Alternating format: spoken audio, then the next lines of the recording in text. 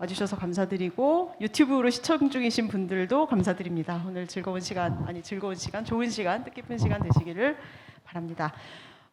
제가 오늘 드릴 말씀은요. 원래 이제 이 주최 측으로부터 요청받은 제목은 성인기 ASD인들, 이제 자폐 스펙트럼 장애인들을 돕기 위한 어떤 프로그램 연구 동향을 얘기해 달라고 말씀을 이제 주문을 받았는데, 사실은 그거보다는 그냥 성인기에 대한 이야기를 좀 드리려고 합니다. 근데 이제 성인기 중에서도 이제 여러 굉장히 다양한 자폐 스펙트럼 장애인들이 있지만 고기능을 가진 사람들에 대한 이야기를 드리려고 합니다. 그래서 오늘 말씀드릴 내용은 이제 ASD를 가진 성인, 그러니까 고기능 ASD 가진 성인에 대한 몇 가지 이제 알려진 사실들, 그리고 이제 여기 성인분들 부모님들만 계실 건 아니시죠. 아기들 부모님들도 계시고 종사자 치료사들도 계시고 많이들 계실 텐데, 이제 이 경과에 대해서 알려진 것들이 어떤 게 있는가 하는 얘기 조금 드리고요.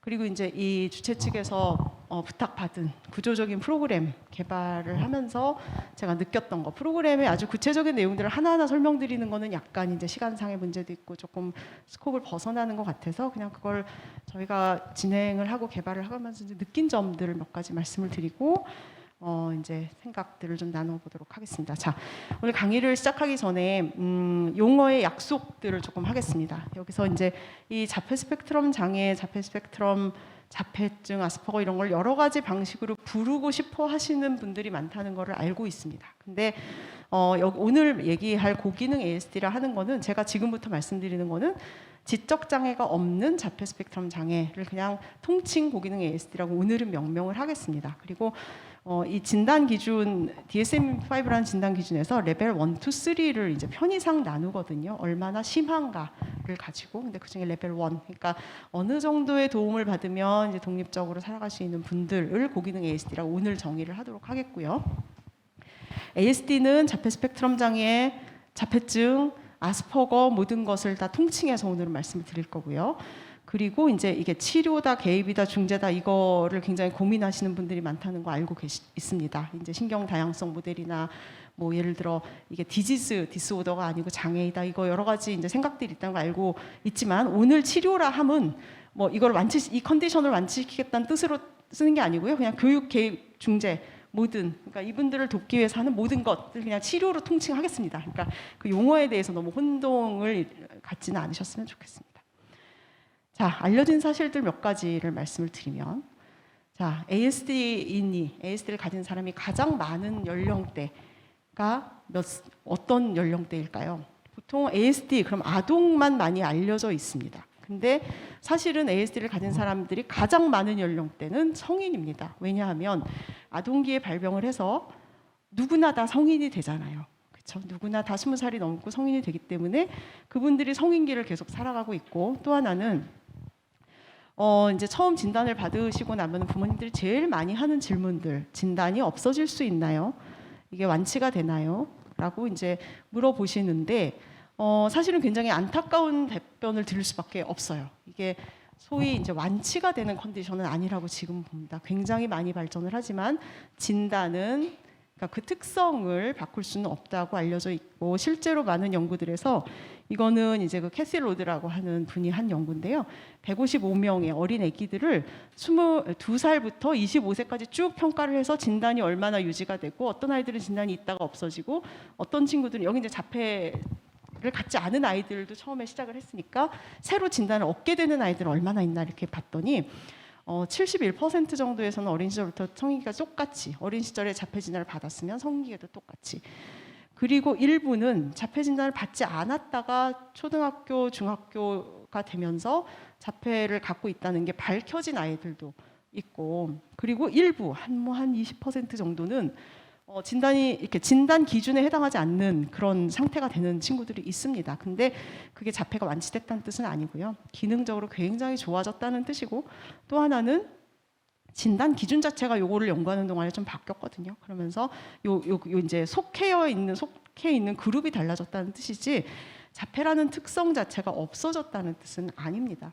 그러니까 세계적으로 이제 자폐가 점점 많아진다고 알려져 있고, 지금 현재는 44명 중에 1명이라고 미국 통계는 나와 있고, 아마 이 바로 앞에 강의에서 역학에 대해서는 조금 말씀 들으셨을 것 같고, 그러니까 어떻게 보면 전체 인구 중에 50명 중에 1명 정도는 자폐 스펙트럼을 가지고 있고, 그 비율이 그냥 성인기의 모든 연령대에 다 그러하다고 보면 됩니다. 근데 우린 성인기로 훨씬 더 많은 세월을 살거든요. 아동이고 청소년인 시간은 우리 인생에서 17년, 8년밖에 안 돼요. 근데 나머지 60년을 성인으로 살잖아요. 그러니까 우리가 성인의 자폐 스펙트럼 장애에 관심을 가져야 되는 이유는 많기 때문입니다. 가장 단순하게 얘기하면. 3배를 더 오래 3배가 뭐예요? 4배, 5배를 더 오래 살기 때문에 이제 조금 더 지나면, 사회가 더 발전을 하면 자폐 스펙트럼 장애를 가진 노인들, 이런 분들에게 좀 관심을 가져야 되는 상황이 될지도 모르겠습니다.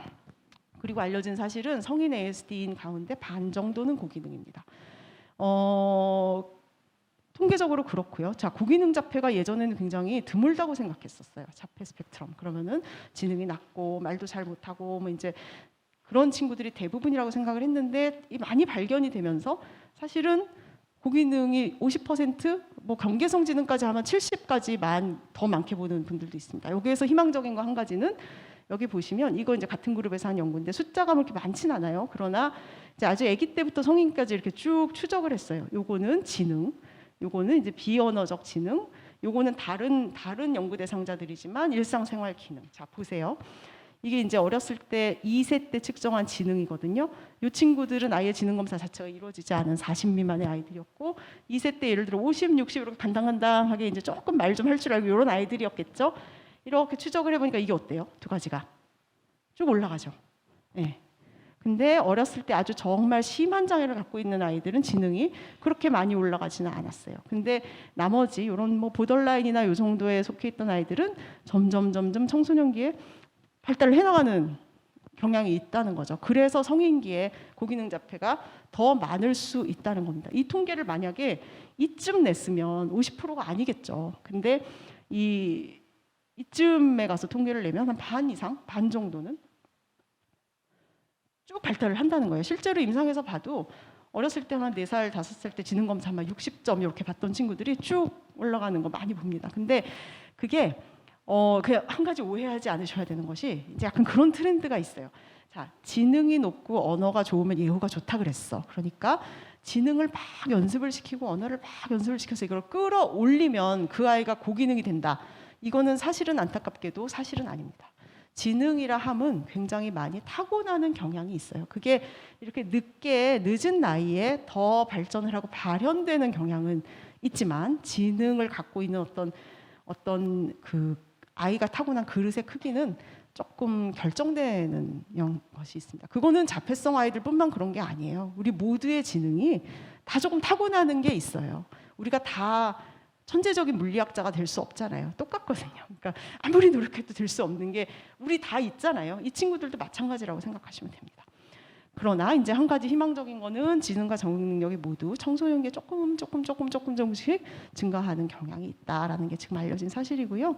그럼 이렇게 고기능 자폐 가진 사람들이 어디 있느냐? 지역사회 우리랑 같이 있죠. 어떤 친구들은 진단을 받은 상태로 있기도 하고, 어떤 친구들은 진단을 아직 받지 못했지만 우리 사회에 같이 살고 있는 사람들 많이 있습니다. 그러니까 여기는 이제 다 이 자폐성 장애 어떤 형태로든 연관이 되신 분들이 오셨겠지만, 그렇지 않은 분들에게도 이 사실을 알려드릴 필요가 있다고 생각을 합니다.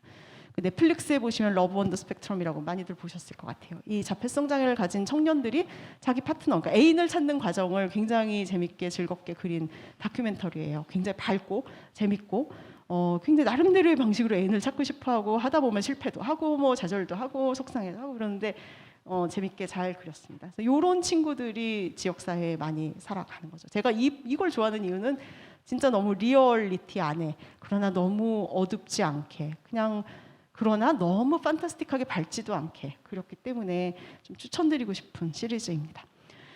자, 그래서 이제 성인기 관련해서 이제 가장 많이 받는 진단을 딱 받고 나면 이 아이의 예후가 어떨까요? 이런 질문 정말 100분이 오시면 100분이 다 하시는 것 같아요.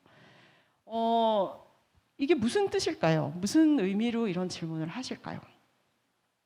정말 학술적으로 진짜 요 정도 되는 친구들이 어느 정도 살아가는가가 진짜 학문적으로 궁금하셔서 물으시는 건 아니실 거예요. 통계가 궁금하신 거 아니고, 굉장히 많은 이제 그 속뜻이 숨어 있죠. 이 자폐 스펙트럼 장애가 그냥 완치됐으면 좋겠다. 그냥 학교 가서 3학년, 4학년쯤 되면 그냥 정상이란 말을 쓰지 않지만 그건 좀 맞지 않는 얘기지만 어쨌든 일반적인 아이들과 똑같아졌으면 좋겠다. 이런 희망이 들어있는 질문들입니다. 그러나 안타깝게도 이제 저 같은 사람들은 그 질문에 대해서 완전히 희망적으로만 답을 들을 수는 없으니까 듣고 싶어 하시는 답을 들을 수는 없다는 게 저 같은 사람들의 약간 딜레마와 안타까움인 것 같아요. 그래서 사실을 알려드리고 그러나 아이가 할 수 있는 여러 가지 긍정적인 변화들 이런 것들을 이제 알려드리는 편인데 예, 그렇습니다. 근데 이제 실제로는 예후가 어떤가요? 그 질문을 이렇게 듣고 있으면 그 속에 숨어 있는 여러 가지 절박함을 이렇게 읽음과 동시에 나에게 내가 어떤 이제 앞날을 예측하는 사람처럼 이제 그런 역할을 해야 되나 이런 생각이 들 때도 있어요. 근데 사실은 그럴 수 있는 건 아니죠. 근데 이제 예후가 어떤가요? 라는 거를 질문하기 전에 저는 이런 질문들을 부모님 스스로도 그렇고 임상하는 사람들도 그렇고 던져봐야 된다고 생각합니다. 과연 좋은 예후란 무엇인가? 예후가 좋아진다는 거. 이제 질문을 하시는 분들은 자폐가 낫는 것을 좋은 예후라고 생각을 하실지 모르겠지만 좋은 예후라고 하는 거는 굉장히 다양한 의미를 포함하고 있을 수가 있습니다. 그거는 각자의 부모님들이 우리 아이를 어떻게 좋은 성인으로 키울 것인가에 대한 어떤 철학이 조금 쓰셔야 되는 그래야 답할 수 있는 문제인 것 같기도 하다는 생각을 좀 듭니다. 어려운 질문 같아요. 그리고 앞으로의 이 아이가 살아가는 경과가 전형적인 사람, 일반적인 사람들과는 뭐가 다르고 뭐가 같은가? 그 다음에 그럼에도 불구하고 이 아이는 좀 특별한 아이니까 특별해야 하는 것은 무엇인가? 그리고 결과적으로 성인기에 가서 봤을 때 어떤 성인들이 더 잘 적응을 하는가? 이런 질문들을 해야 한다고 생각하고 거기에 대한 연구도 필요하다고 생각하고 그렇다고 생각을 합니다.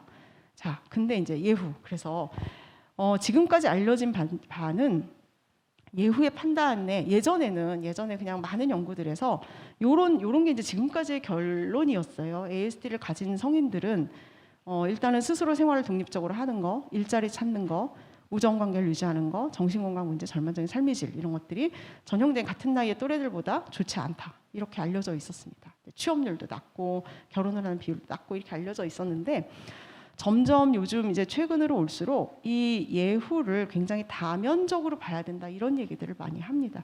그 중에 굉장히 중요한 게 자기에게 맞는 일을 찾았느냐 그리고 그 사람이 그런 자기에게 맞는 일자리를 찾도록 하는 어떤 사회 분위기 안에 이제 살고 있느냐 뭐 이런 것도 중요하고요.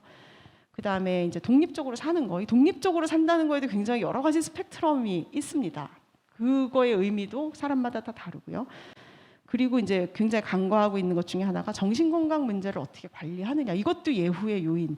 얼마나 정신건강 문제들을 잘 관리하며 살고 있느냐. 이런 것도 예후의 요인이라야 되고.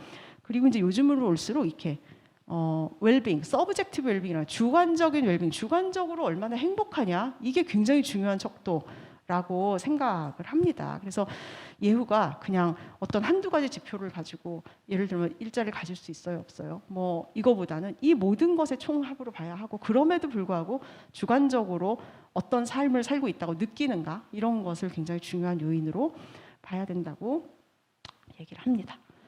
네, 이제 오늘의 키워드 중에 하나입니다. 그래서 저는 이제 그 예후라는 거에 어떤 기준을 독립적으로 살 수 있는 준비가 되어 있느냐라고 생각을 합니다. 여기에 굉장히 많은 것들이 필요하겠죠. 근데 여태까지 이제 여러 연구들 미디어 뭐 이런 데서 자폐성 장애인 그러면은 어떻게 그려졌죠? 부모님이 돌봐줘야 되고 뭐 심하면 부모님의 짐이고 막 이렇게 그려졌었잖아요. 근데 결국은 잘 생각을 해보면 자폐성 장애를 가진 아이든 그렇지 않은 아이든 그냥 일반적인 아이들을 생각을 해보시면 자, 이 아이를 우리가 자녀를 내가 잘 키웠다 이렇게 얘기를 하려면 그 기준이 뭔가요? 저는 궁극적으로 독립적으로 그러니까 누구의 도움도 받지 않고라는 뜻이 아닙니다. 내 삶을 내가 관리하는 상태로 살아갈 수 있는 상태가 되는 것 그게 자녀를 양육하는 아주 궁극적인 목표라고 생각을 하고요.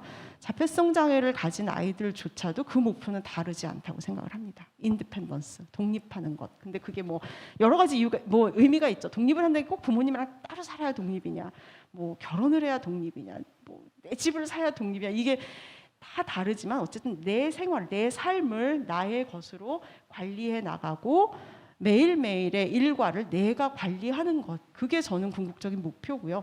예후의 판단, 그러니까 이 아이가 얼마나 잘 자랐냐, 얼마나 잘 성장했느냐를 판단하는 1번 기준은 이게 돼야 된다고 생각을 합니다. 자, 요즘에 이제 우영우가 핫하죠. 그래서 우영우에 대해서도 굉장히 다양한 아마 감정적, 정서적인 반응을 보이고 계시다는 거 알고 있고, 저는 이제 옆에서 보는 입장, 그러니까 자폐성 장애인과 이제 그 가족들을 옆에서 이렇게 보는 입장이지만 우영우에 대해서 굉장히 다양한 감정을 갖고 있습니다. 저는 그냥 굉장히 잘 만든 드라마고 연기를 너무 잘하고 너무 예쁘고 너무 러블리하지만 약간 자폐라는 소재를 조금 판타지 어떤 장치로 갖고 왔다는 느낌도 지울 수가 없습니다. 그러나 아무튼 잘 만들었어요. 그래서 그리고 이 사람이 이 주인공이 왜 이렇게 인기가 있느냐, 왜 러블리해 보일까 이렇게 생각을 해보면 이 사람은 독립적으로 살아갑니다. 이게 뭐 꼭 로펌에 다니는 잘 나가는 변호사라서가 아니고요.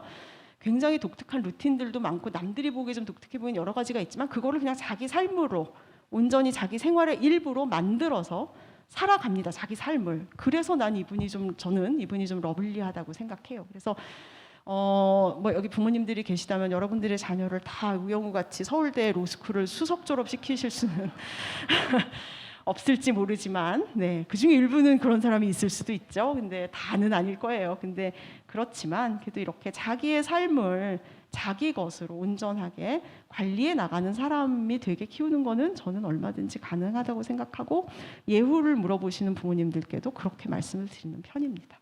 네, 자폐를 낫게 할 수 없고 지능을 드라마틱하게 타고난 것 이상으로 어떤 능력자가 되게 만들 방법 별로 없는 것 같고, 우리도 다 느끼잖아요. 우리가 능력자가 되고 싶지만 그렇지 못한 다 마찬가지고, 그리고 누구나 다 뭐 이런 굉장한 사회적으로 성공을 거둘 수 없을 거고, 그렇지만 독립적으로 자기 삶을 관리해 나가는 사람이 그런 성인이 되게 돕는 것은 지금부터 어떻게 하시느냐에 따라서 충분히 가능하다는 답을 드리곤 하고요. 오늘도 혹시 그런 질문을 갖고 계시는 분들이 있다면 그런 답을 드리고 싶습니다. 더더군다나 이제 고기능을 갖고 태어났다. 그러면 이제 훨씬 유리한 입장에 있을 수 있다는 거죠. 자, 그래서 독립을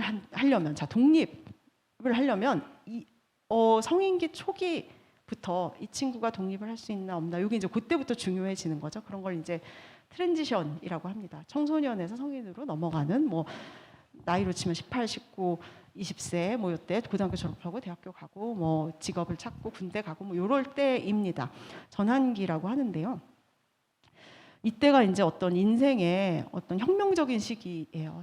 청소년기까지는 우리가 이제 고등학교를 이렇게 다니는 동안은 이렇게 잘 생각을 해보시면 모든 게 이렇게 짜여져 있어요. 일과표도 짜여져 있고 학교도 그냥 이렇게 집 가까운 학교 루틴하게 가면 되고, 잘 못하면 또 선생님이든 부모님이든 다 이렇게 해가지고 또 길도 알려주고 뭐 자기 손으로 밥을 챙겨 먹고 이럴 일도 사실 별로 없고, 그냥 모든 것이 다 고등학교 때까지는 이렇게 스트럭처드 되어 있다, 구조화되어 있기 때문에 상대적으로 그렇게 쉽진 않은데, 딱 고등학교를 졸업하는 순간부터 일단 그러니까 뭔가 구조가 분명한 학교 밖으로 나오게 되죠. 대학을 가든 뭘 하든.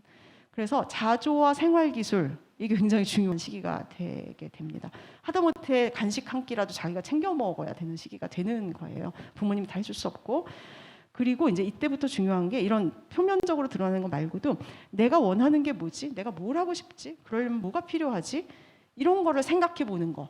내가 대학을 가야 한다고 치면은 뭘 좀 더 공부하고 싶지? 동아리 뭘 들어가고 싶지? 이런 걸 생각해 보는 거. 근데 안타깝게도 제가 보는 요 전환기 청년들 중에 이런 거에 대해서 질문을 했을 때 제대로 대답할 줄 아는 친구들이 별로 없습니다. 정체성이 보통 하는데요. 그런 걸 알아야 되고, 정서를 좀 조절할 줄 알아야 되죠. 화낸다고 다 화나면 안 되고, 속상하다고 막 며칠 동안 속상하면 안 되고, 이것도 알아야 되고, 그리고 무엇보다 이제 부모 자녀 관계가 많이 달라집니다. 당사자 요인도 있고요. 이게 나이가 이렇게 되니까 독립을 해야 되고, 그리고 이제 부모님들도 고등학교를 딱 졸업시키고 나시면 약간 지치시는 것 같아요. 그래서 이제 약간 번아웃이 온 상태에서 아이들은 성인기가 갑니다. 그런 요인들이 이제 생기고, 이제 대인관계도 혼자 맺어야 되고, 데이트하고 싶고, 연애도 해야 되고, 하고 싶고, 그렇죠. 하고 싶은 게 너무 당연하고, 그렇죠. 그리고 대학을 간다면 거기 그 이제 시간표나 이런 것도 다 자기가 해야 되고, 진로 설계도 해야 되고, 뭐 군 입대를 앞둔 뭐 신검이라든가 이런 절차들을 이제 자기가 다 관리를 해나가야 되고, 정신건강도 스스로 관리해야 되고, 이게 굉장히 중요한 어떤 이제 독립이라는 어떤 궁극적인 목표를 가기 위해서 생긴 이제 필요한 전환기의 목표들이 이런 것들이 있어요. 일반적인 성인들도 어떤 아이들은 이걸 굉장히 잘하고 어떤 아이들은 굉장히 어려움을 겪습니다. 그런데 고기능 ASD, 그러니까 기능이 좋은 ASD인들에게도 이게 간단하지가 않은 미션인 것 같아요. 왜 그럴까요? 우리가 보통 ASD, 자폐 스펙트럼 장애, 그러면 보통 사회성이 부족하고 반복적인 행동을 하고 융통성이 없고 이런 진단 기준에 대해서 얘기를 하고, 어렸을 때부터 그 사회성에 대해서 굉장히 많은 고민을 하십니다. 근데 실제로 저희가 이제 청소년이나 성인들을 보면요, 사실은 이 친구를 가장 어렵게 하는 건 사회성이 아닌 경우가 굉장히 많이 있습니다. 물론 이제 사회적인 관계 기술은 중요하지만 그게 모든 걸 결정하지는 않는 것 같아요. 그리고 일반적인 사람들 중에도 대인관계 기술은 스펙트럼이 굉장히 넓고, 그리고 요즘에 이런 아싸라고 하죠. 아싸, 인싸 이런 얘기 아세요? 약간 그런 대인관계에서 개성을 조금 존중해주는 분위기가 점점 되어가고 있어요. 이거는 1번이 아닌 것 같고요. 대신에 이제 사회적인 인지, 이 상황을 파악하는 거, 이 사람과의 관계가 어떤지를 파악하는 거, 그 다음에 이제 이 히든 커리큘럼이라고 하는데, 누가 가르쳐 주지 않아도 사람들이 그냥 늘 그렇게 해오는 이제 어떤 행간에 숨어 있는 규칙들을 잘 모르는 거, 이제 중앙음 센트럴 커리런스라고 하는데, 이게 뭐냐면 인지적으로 이렇게 여러 가지 팩트들을 이렇게 자료들을 이렇게 정보를 모아요. 근데 이제 그거를 이렇게 비슷한 것들끼리 묶고 이거를 이렇게 큰 그림을 그려가지고 이 팩트가 나한테 무슨 의미가 있고 앞으로 내 행동을 하는데 뭐 어떻게 이거를 쓸까, 이 전체를 봐야 되는데 그거를 굉장히 참 어려워합니다. 그리고 정말 힘든 거는 인지적인 융통성. 그러니까 내 방식대로만 하고 싶어 하는 것, 남의 얘기를 듣기 싫어하는 거, 내 방식이 아니면 큰일 난다고 생각하는 거, 이게 굉장히 어렵고요. 그리고 인지적 융통성과 비슷한 얘기, 그거보다 더 큰 개념인데 실행 기능, 그러니까 전두엽 기능인데, 이게 계획을 세우고 순서대로 해나가고 시간 관리를 하고, 계획이 있으면 단계를 1, 2, 3단계 작은 것부터 큰 걸로 나누고 긴 계획을 세우고, 그런 거를 실행 기능이라고 하거든요. 이건 오늘 키워드 중에 하나입니다. 그런 거, 그다음에 자기 조절 능력, 이제 내 생활을 내가 이렇게 잘 조절해 나가는 거, 그리고 동기가 부족한 거, 뭐 이런 것들, 그다음에 자존감이 낮은 거, 내 주장을 잘하지 못하는 거, 자기를 옹호하지 잘 못하는 거, 정신건강 문제, 이런 것들이 사회성 기술 그 자체보다 저는 훨씬 더 이 성인기 친구들을 힘들게 하고, 실제로 사회 안에 굉장히 좋은 능력을 가졌음에도 불구하고 사회 안에 통합되기 어렵게 만드는 요인이라고 많이 느낍니다.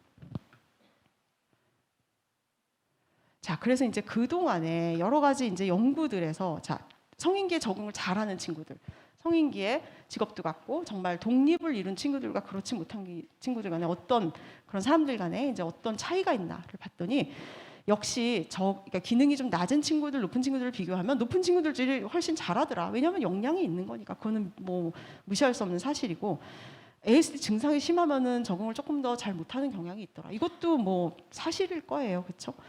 근데 이제 의외로 요즘에는 이 예후를, 경과에 영향을 주는 요인들 중에 정말 사소한 일상생활 적응 기술, 정말 이렇게 아주 이렇게 표면에 있지만 무시할 수 없는 일상생활 적응 기술, 살아가는 기술, 그 다음에 정신건강 문제, 얼마나 이제 우울이나 불안이나 또는 공격이나 화나 이런 거를 좀 잘 컨트롤했는가, 그 다음에 아까 말씀드린 이 실행 기능, 이런 것들이 못지않게 영향을 준다고 알려져 있습니다. 이걸 두 개 이렇게 나눠놓은 이유는 뭘까요? 이거 둘은 우리가 쉽게 바꾸기 참 어려운 것들입니다. ASD의 핵심 증상들, 사회성이 부족하고 뭔가에 빠지는 경향이 있고 뭔가 반복적이고 뭐 그런 것들, 비언어적인 게 좀 어색하고 이런 거는 쉽게 바꾸기 어려운 것들이에요. 근데 이 밑에 세 가지는 이것도 역시 쉽진 않지만 어렸을 때부터 잘 쌓아가면 얼마든지 달라지게 만들 수 있는 그런 기능들이라서 이걸 나눠놨습니다. 그래서 오늘 이 성인기 경과에 대해서 제가 강조드리고 싶은 말씀은 요 세 가지, 요게 이제 키워드입니다. 특히 어린 친구들 키우시는 부모님들, 자, 요거보다 이쪽에 조금 더 주의를 많이 집중해 보시면 좋겠습니다. 아까 이제 제가 잠깐 말씀드린 캐시 로드라는 이제 그 자폐증 연구를 세계에서 제일 많이 하신 분이세요. UCLA에 계신 교수님인데 이런 분이 2020년에 스펙트럼 뉴스라는 이제 매체와 인터뷰를 하면서 정말 중요한 얘기를 했습니다. 독립적으로 살아가기 위해서는 적응 기술들. 자, 예를 들어 놓은 걸 보세요. 적절한 옷을 입고, 여기서 적절하다는 건 뭐의 적절함일까요? 계절에, 장소에, TPO, 그쵸? 장소에 만나는 상대에 적절한 옷차림을 하고 규칙을 따르고, 여기서 규칙이라는 건, 자, 규칙 그럼 굉장히 다들 이제 싫잖아요. 우리가 규칙을 지켜 이러면 싫지만 사실은 사회는 규칙으로 이루어져 있어요. 그게 명시된 규칙이든 안 지키면 벌을 받는 규칙이든 그냥 우리가 다 지키기로 묵언 중에 그냥 합의한 어떤 것들이든 모든 것은 다 살아가는 룰로 이루어져 있습니다. 그래서 규칙을 지키는 거, 그리고 뭐 필요하면 병원 가서 혼자 진료 받는 거와 같은 일상적인 기술들이 필요하다. 최근에는 이 적응 능력의 중요성이 매우 강하게 강조되고 있고, 그래서 이분도 이렇게 얘기를 하셨어요. 우리는 이제 우리라 하면 여기서 이제 이들을 돕는 사람들이죠. IQ 높이는 거에는 별로 재능이 없다. 어떻게 해야 될지 잘 모르겠다. 그러나 적응 능력을 향상시키도록 돕는 것은 잘 알 수 있다. 이거는 단지 치료사들뿐만 아니라 이 전문가 종사자들뿐만 아니라 부모님들도 어렸을 때부터 하실 수 있는 일인 것 같아요. 그래서 이게 굉장히 중요하다. 이게 예를 들어 놓은 거를 조금 잘 보셨으면 좋겠어요. 적응 능력이라는 게 뭐 어마어마한 능력이 아니잖아요. 그렇죠?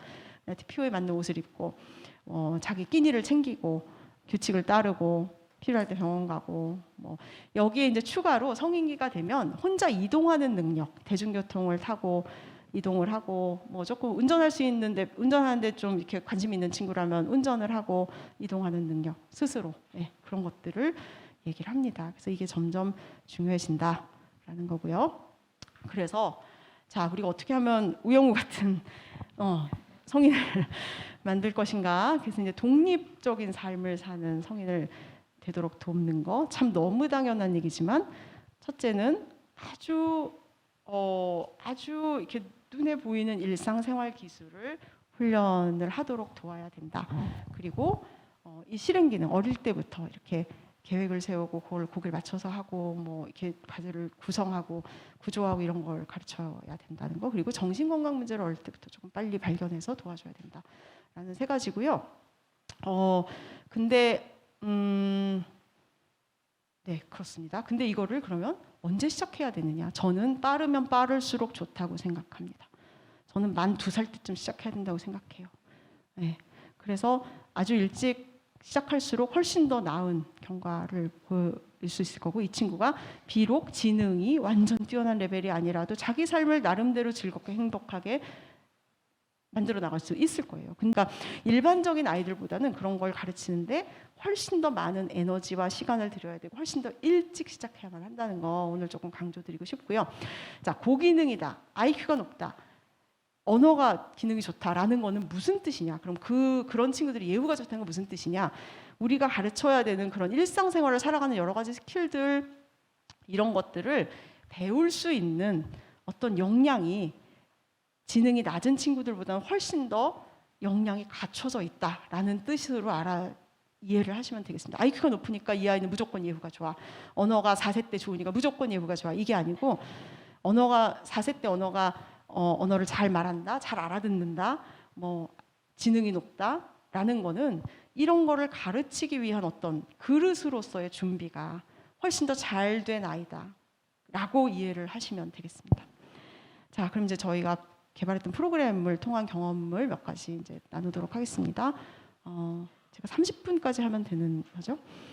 네, 그래서 이제 저희가 몇 가지 이런 구조적인 성인들을 위한 프로그램들을 좀 뭐 미국에서 들여와서 번역도 하고 근거 검증 연구도 하고 뭐 새로 개발하기도 하고 이랬어요. 대표적인 게 이제 피어스라는 프로그램이고, 이거는 청소년 버전이 있고 최근에 이제 성인판이 작년에 책으로 되어서 나왔고 근거 검증 연구도 저희가 시행을 했습니다. 그리고 이제 또 하나는 저희가 아직 이거는 논문을 쓰고 있는 중인데요.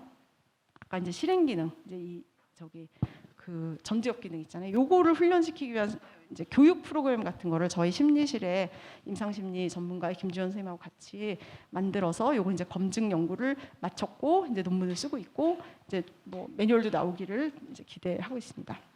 그래서 이제 청소년도 해보고 뭐 성인도 해보고 이제 이렇게 다양하게 조금씩 저희가 해봤는데, 자, 피어스라는 건 뭐냐면은 고기능 ASD를 가진 청소년 성인을 위한 사회성 기술 훈련입니다. 저희는 사회성 학원이라고 불러요. 그래서 사회적인 상호작용에 필요한 여러 가지 기술들을 정말 기술 측면에서 가르치는 프로그램이고요. 당사자 그룹을 이제 하고 동시에 보호자 그룹도 같이 해서 과제도 내드리고 그걸 일반화시키기 위한 여러 가지 그런 작업을 하는 거고, 14회기짜리고 성인은 16회기고요.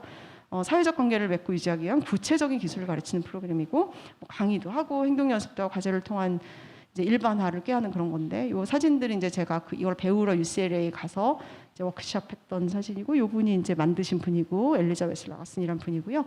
저희가 이제 이걸 한국판, 뭐 히브루판 뭐 이런 것들을 만들어서 학회에 가서 발표도 하고 그랬고, 요거는 이제 성인판 저희가 근거 검증 연구할 때 함께 웃는 재단하고 같이 저희가 이제 요 연구를 했고, 여기 이제 이경아 선생님이라고 이제 멘토로 일을 해주셨고, 졸업식 때 이렇게 이제 케이크도 주시고 그러셨습니다. 그래서 이제 이걸 해서 책이 나왔고 작년에 나왔고 논문도 나왔습니다.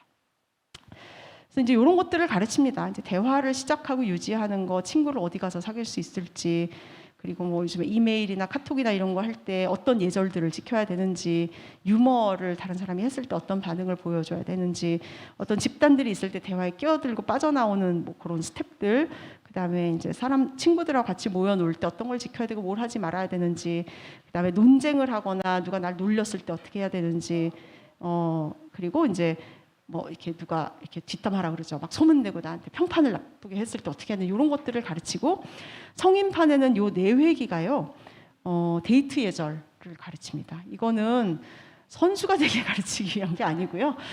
연애 잘하게 만들도록 돕는 게 아니고요. 저는 당연히 성인이라면 누구든 연애를 하고 싶다면 할 권리가 있고 해야 하는 건 아니지만 아무튼 할 수 있다고 생각을 하는데, 이 친구들도 굉장히 연애에 관심이 많아요. 데이트하고 싶어하고, 대학교에 가면 이제 누가 너무 괜찮은데 내 카톡을 자꾸 씹어요 뭐 이런 이제 고민도 하고 똑같은 고민들을 하거든요. 그래서 이제 그러나 이제 이 친구들이 뭔가 좀 이렇게 기술적으로 미숙하고 다른 사람의 의도를 잘 읽지 못하기 때문에 본의 아니게 굉장히 많은 실수를 합니다. 이제 이 서로 간의 거리 계산을 잘 못한다든지, 이렇게 그래서 상대에게 신뢰되는 행동들을 자꾸 한다든지 뭐 이런 게 많이 있어요. 심한 아이들은 스토킹 같은 거 하다가 문제가 되기도 하고.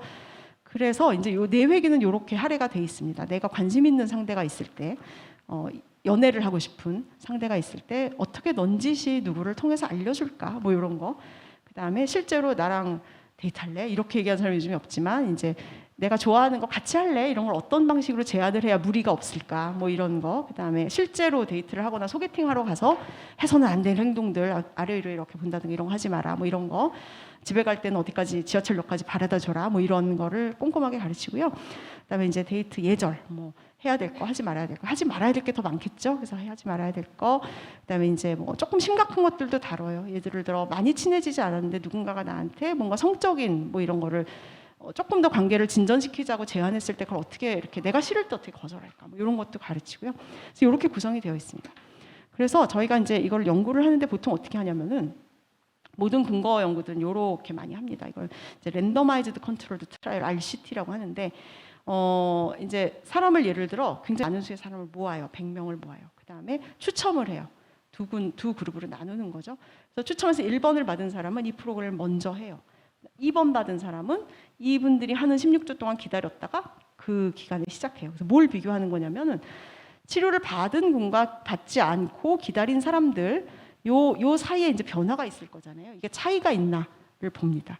그래서 이거를 이제 랜덤이라는 거 이렇게 무작위로 한다는 얘기잖아요. 그렇게 하는 이유는, 우리가 이제 임상을 할 때 약물 연구 마찬가지지만, 이제 나도 이 스터디의 이 연구의 결과가 잘 나왔으면 좋겠잖아요. 그러니까 왠지 이 사람은 여기 효과가 있을 것 같아. 이런 사람을 이렇게 여기다 넣고, 이 사람은 잘 안 될 것 같아. 여기다 넣고, 그렇게 해서 생기는 거는 과학적이지 않기 때문이에요. 그래서 추첨을 합니다. 그래서 이제 청소년들은 그런 식으로 해서 해봤더니, 자, 이건 결론만 보세요. 광범위한 영역, 사회성 지식, 대인관계 적응 기술. 저희가 에이도스를 해가지고 대화 기술을 전후해봤더니 그거. 친구랑 실제로 어울려 놀았다고 보고하는 횟수들, 그다음에 청소년과 부모님이 느끼는 우울이나 불안. 이거는 이제 직접적인 목적은 아니지만 간접적으로 조금 자신감이 생기고 이러면서 우울 불안이 좀 많이 좋아졌고. 그런 것들이 14주 회기를 하고 나서 굉장히 드라마틱하게 좋아졌습니다. 그래서 청소년은 뭔가 굉장히 이렇게 스펀지 같아요. 가르치면 굉장히 잘 배우고 이렇게 적용을 합니다. 부모님들도 상대적으로 좀 젊으시고 덜 탈진되시고 그래서 열심히 도와주세요. 그래서 숙제도 잘 시키고 그래서 굉장히 좋은 효과를 얻었고, 그리고 이제 조금 부수적인 거로는 우울 불안이 정신건강 문제가 제대로 관리가 잘 안 된 친구들 같은 경우는 치료 효과가 뚝 떨어지는 걸 볼 수 있었고, 연령 차이를 조금 추가로 분석을 해봤더니 중고등생 대상인데요, 연령이 어떤 연령대든지 효과 차이가 별로 크지는 않더라고요. 근데 저희는 이거 되게 재밌다고 생각했는데 중기 청소년기, 중2, 3학년들의 효과가 제일 좀 적은 경향성이 있었습니다. 왜 그럴까요? 이게 부모님하고 뭘 같이 하는 걸 너무 싫어하는 거예요. 근데 어떻게 보면 너무나도 정상적인 변화거든요. 그러니까 부모님 너 과제 좀 해가 왜 싫어, 왜 내가 안 되란단 말이야, 뭐 이러면서 이제 이게 조금 효과 크기가 적어진 거 아닌가 그런 의심을 합니다. 근데 이제 대체로는 비슷했고요. 자, 근데 이제 성인을 해보니까요, 청소년에 비해서 이 효과 범위가 굉장히 현저히 좁았습니다. 그러니까 청소년은 뭐 별별 게 다 좋아졌잖아요. 근데 이게 사회성 지식, 그러니까 내가 이 상황에 어떻게 해야 되는지 아는 거, 그다음에 우울하고 불안한 어떤 정서적인 문제들, 이거 정도는 많이 좋아졌는데 이 아주 광범위한 변화가 다 있는 건 청소년에 비하면 굉장히 적더라고요.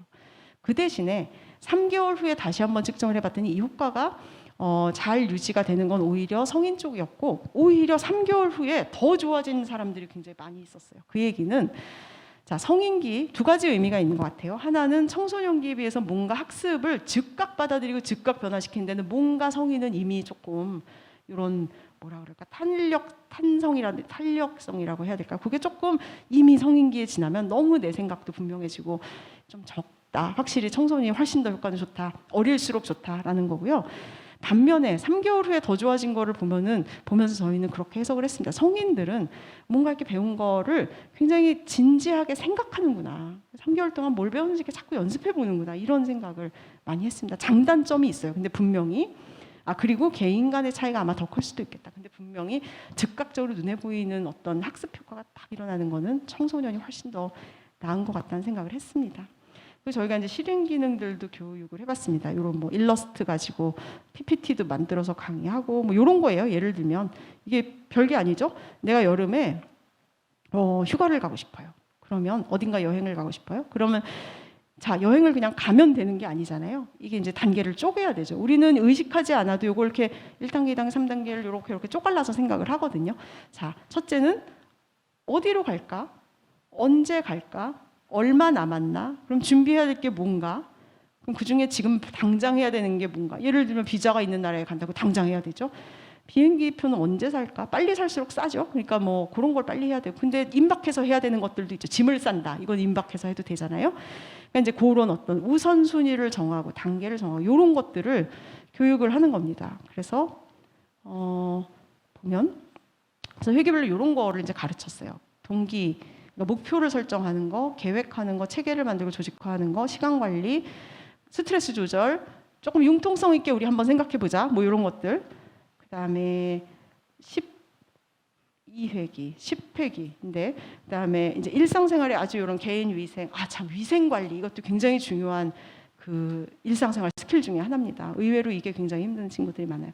건강 관리, 식생활 관리, 뭐 안전 관리 이런 거에 대해서도 가르치고, 이 경제적인 거 이런 것도 한 세션 정도 가르쳤습니다. 계좌 트는 거, 뭐 카드 발급받는 거, 이걸 어떻게 용돈을 나눠서 써야 되는지 이런 실습도 시키고.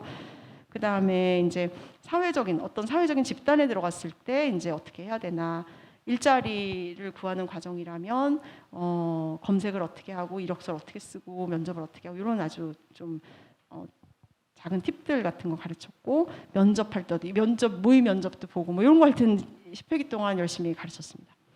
그랬더니 실행 기능을 배워서 활용하는 거, 그리고 생활 기술, 사회적 의사소통 기술이 상당히 괜찮은 것 같았어요. 그런 효과를 얻었고, 그 다음에 일단은 본인의 당사자들의 만족도가 굉장히 높다는 거를 발견을 했어요. 그래서 요거는 저희가 아직 완성된 프로그램은 아니고요. 논문이 나오고 매뉴얼 만들어서 이제 보급을 할 거니까 이제 앞으로 많이 관심을 가져주시기를 부탁드립니다. 그런데 이제 저희의 생각은 이런 걸 조금 더 어릴 때부터 하면 얼마나 좋을까 하는 생각을 이제 하면서 많이 했습니다. 네.